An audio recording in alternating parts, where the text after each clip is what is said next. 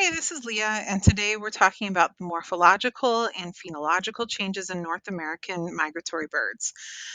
This is from studies, Leffer 2022 and Zamova et al. 2021. Today we're going to explore two studies focusing on 52 species of North American migratory birds over a 40-year period from 1978 to about 2016.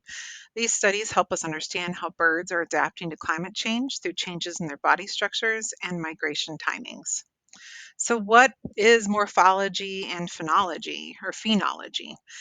Morphology is the study of form and structures in animals. In this case, we're looking at changes in wing lengths of birds.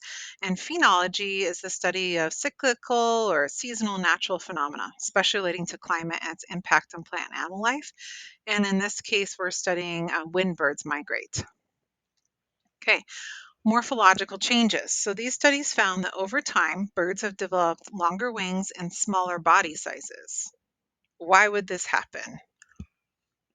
That's such a short period of time for birds to change. So some thoughts are as body mass goes down, wing length might be increasing to compensate for diminished brawn, meaning that it'll give them more power to lift off for a longer flight. Warm-blooded animals have longer limbs and extremities in hotter climates. Larger extremities have more surface area, which better release heat.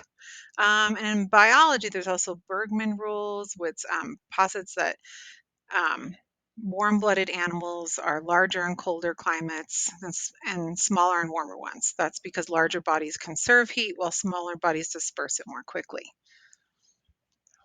The phenology in these studies relate to the timing of bird migrations.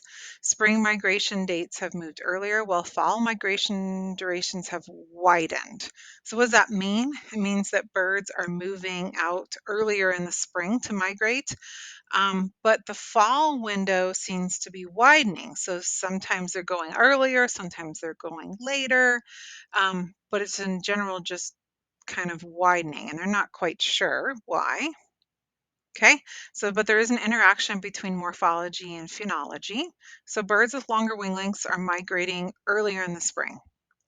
Interestingly, the study found no direct connection between the changes in wing length and the shift in migration timings for the fall.